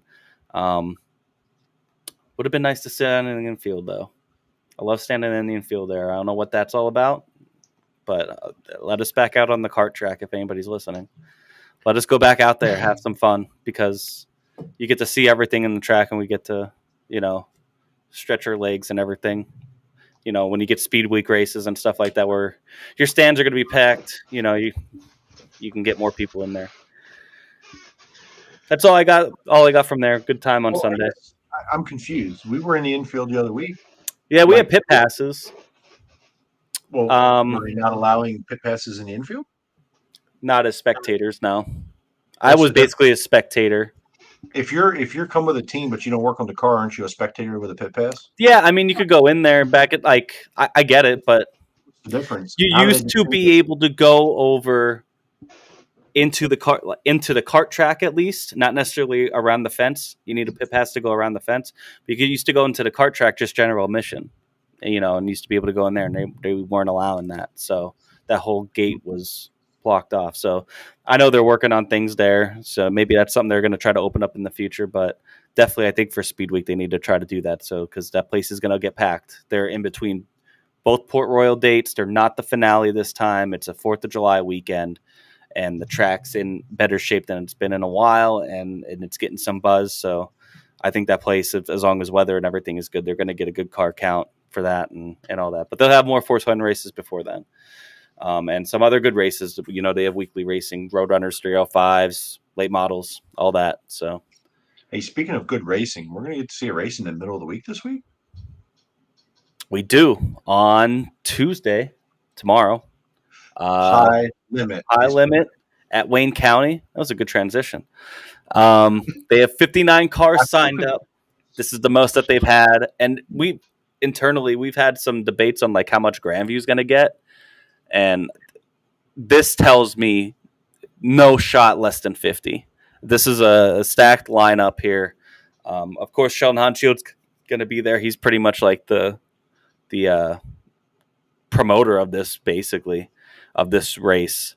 They just actually put out another bounty on. They put a bounty out on him for another $3,000. So now it's $35,000 to win. So it's a good payday. A lot of good cars that are going to be there. Of course, all the normal high limit guys, and then a lot of the Ohio guys that are going to give them hell. So James McFadden there. I don't know if I'm surprised or not surprised to see him there. I think that kind of. I'm not surprised, but I think that's kind of telling on how the rest of his year is going to go now. Well, I think that Williamsgrove got rained out Saturday night. That was his fourth. That would have been his fourth race suspended. Right. Now they have to wait a whole nother week. There's not an outlaw. Do these races count against his? If he's suspended, I can't see why it would. He was just out in California racing. So that's true. I did hear a rumor that they may not go back to the tour. They may just be true outlaw the rest of the season. So, and that's kind of where I'm going with that. I don't see why you wouldn't at this point, because 4 races and then losing all those points from before, that's a lot. You're in a hole points wise, and I don't see a reason why you stay full time on the tour. I'm sure they'll run a lot though. That's how he won the Rookie of the Year the other year when Rachel got penalized. He was in Australia for the first couple races because he got stuck there because of the lockdown, and Rachel got penalized so bad that he ended up winning after missing however many races it was because he was stuck in Australia. Yeah, so that's a good point. Kind of comes full circle there. So after this high limit race, is Lernerville after that? I don't know what the next one is. It's a while though. I think after this one, I don't think it's till mid or late June is the next one. I could be wrong on that. Well, they rescheduled Kokomo, so I think Kokomo might be next. That Lernerville race might get 70 cars. Yeah, Lernerville's going to get 60, 70 cars probably. You're going to have a lot of these same cars out there, plus PA guys, plus whoever else. No, Lernerville's in September. The schedule's Wayne County, Tri-City, about a 2-week difference, and then Eagle Raceway, and they take about 3 weeks off, go to Grandview. Kokomo's on August 1st. Okay. Huset's on August 15th. Grandview race? Grandview is July 25th. That is 2 weeks after Speed Week. 2 weeks after Speed Week, but also the Tuesday immediately following Summer Nationals. Right. So yeah. And I think is that the weekend? Is that the weekend before Kings Royal? No. Is Kings Royal before Summer Nationals? Yeah. It's usually right around there. I don't remember either. I feel like they always hit Eldora before they go to Williamsgrove. But I think it might be Kings Royal, then Summer Nationals, and then that. So there's going to be a lot of cars in the area. I think a lot of these true outlaw guys are going to be. I mean, they're all kind of following High Limit the way it is now. High Limit is kind of the true outlaw series when you think about it. But I think that that Grandview race is going to get a lot of cars, I think, and Lernerville's going to be the highest, I think, out of all of them. So yeah, I'll be there for that one. You're going to be at Lerner? I'm going to Lernerville for that one. Yeah. T2T correspondent. So I'll do my best reporting for you guys as your Western. September what? September 26th. Yep, September 26th. Thank you, Christopher Noel, for that too. Nothing on the calendar. That's what 4 hours from. That's a haul for you, yeah. Midweek shows are tough. I had to take off work for. We ball. I'll stay awake. Let's go. Yeah, I'm going. I'll meet you there. I'm punching Ray Nyler in the face. So yeah, we got predictions for tomorrow. Any favorite for the winner? I'll put this graphic back up. Sheldon? No, I'm not. I'm not with it. All right. So okay, I'll be realistic. Hold on. I mean, I get your point. I could definitely see him. Wait, the weekend before or after? National opens that following weekend. The 29th Yep. and 30th? Yep. Oh, who cares? So it's right before National Open. Yeah. So you're gonna have a lot of people. Bring Rico, I think, is Dave Smeltzer in here giving prediction. It's hard to bet against Rico right now anyway. Man, he's fast. He's top 3 every night, no matter what he's running. Put that graphic back up. Who's going to be there? Larson, man. I mean, it's hard to go against Larson. I think McFadden's a favorite. I think he's definitely a guy that.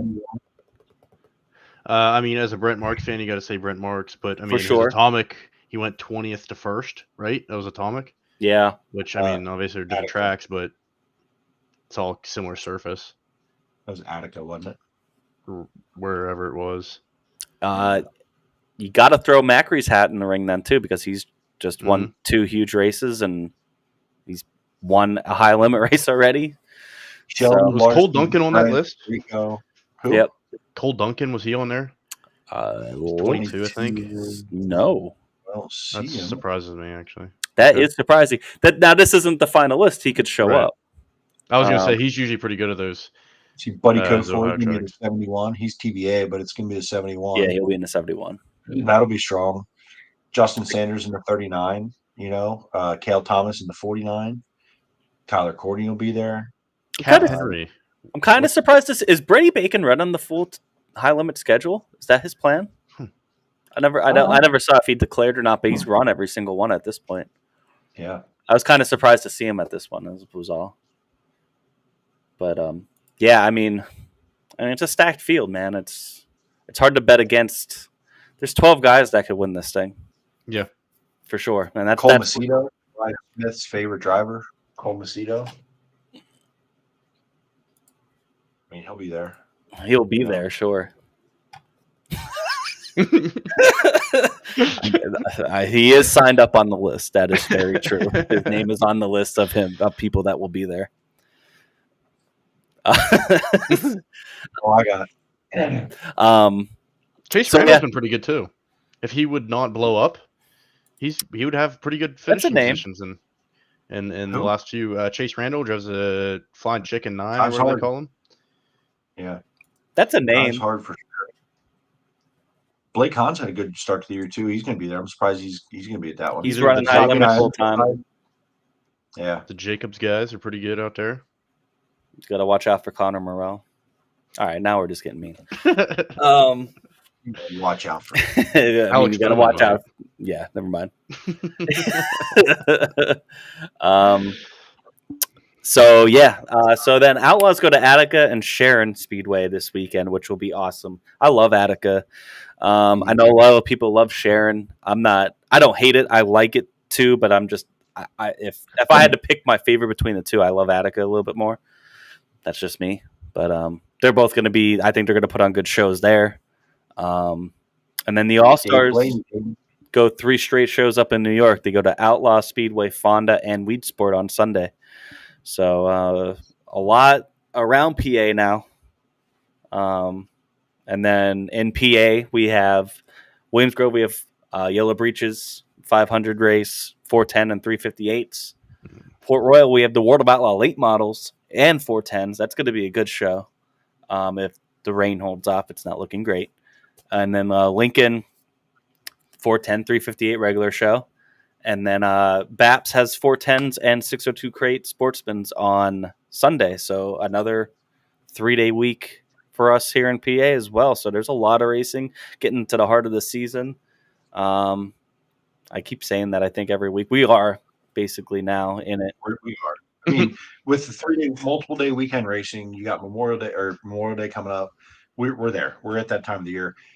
I have concerns about how many cars are going to show up to Williams Grove Friday.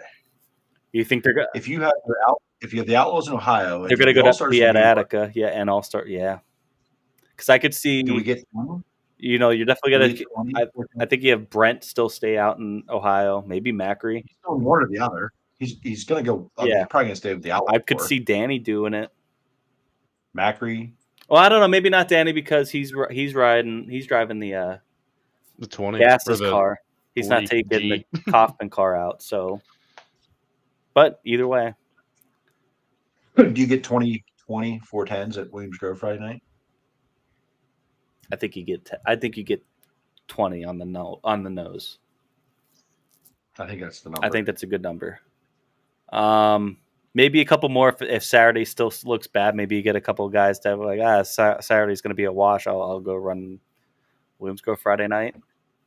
Maybe that's I don't know, but yeah, I think I could see a guy maybe like Lucas Wolf going up to New York because I know he does that sometimes, especially with Orange Crate Brewing. Aren't they up that way? So I could that's another car that you lose. I don't know. So yeah, it'll be I think Port Royal will have Port and Lincoln will have full fields, but just barely. Yeah, I don't see why Lincoln wouldn't. Yeah. I mean, I don't know who you would lose that you wouldn't otherwise have if Danny stayed out, but that would be about it. I can't see that Lincoln wouldn't have 24 to 28 cars. And most of the Port regulars are going to be there too, except for maybe, like I said, maybe a guy like Lucas.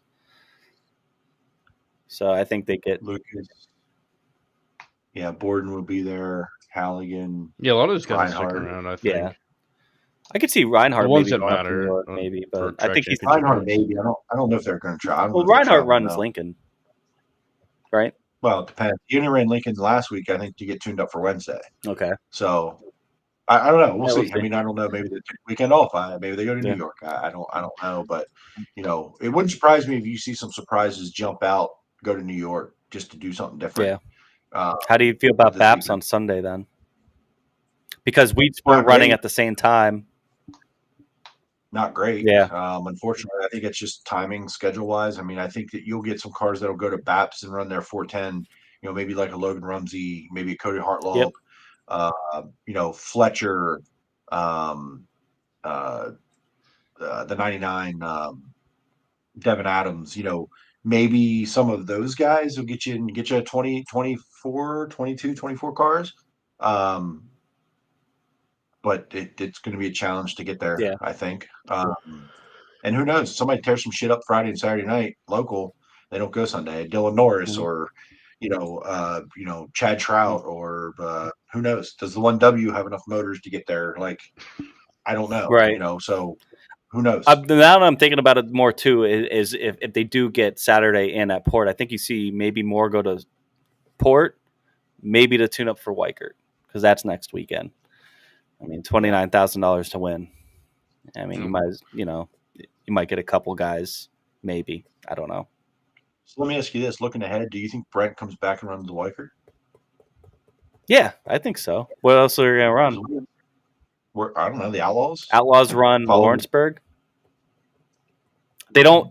They always do.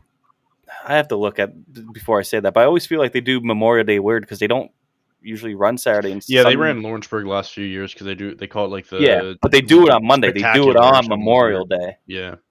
So I love Lawrenceburg. I think that's a great track, but I feel like they don't race that weekend. They only race that Monday, but I could be totally off base on that. I have to look at their schedule, but I think Brent would come back for that. I mean, there's a lot of money up for grabs that weekend. Yes, the Monday the 29th is a Memorial Day spectacular at Lawrenceburg. They run the Saturday the 27th at Atomic. Oh, okay. Okay. So, He likes Atomic. I mean, yeah.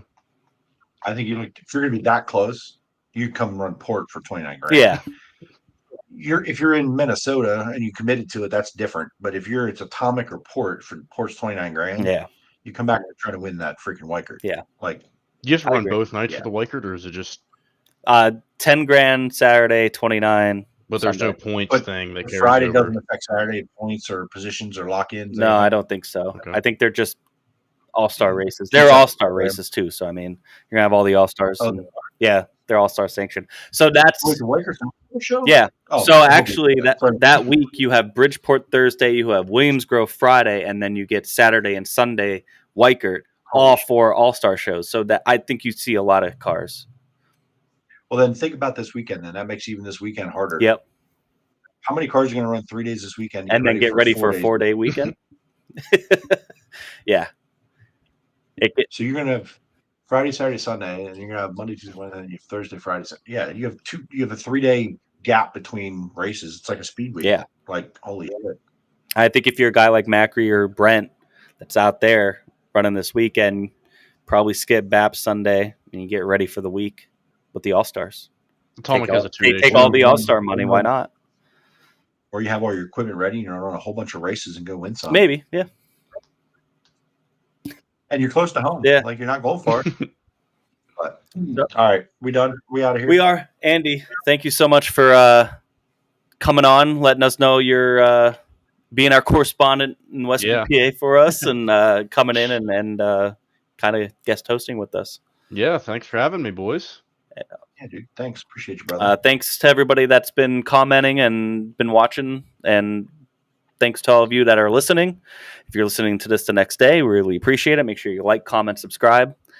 Every Monday we're doing this, and then thanks again to Austin Bishop. That was a fun interview with him, and wish him the best of luck. Till next week.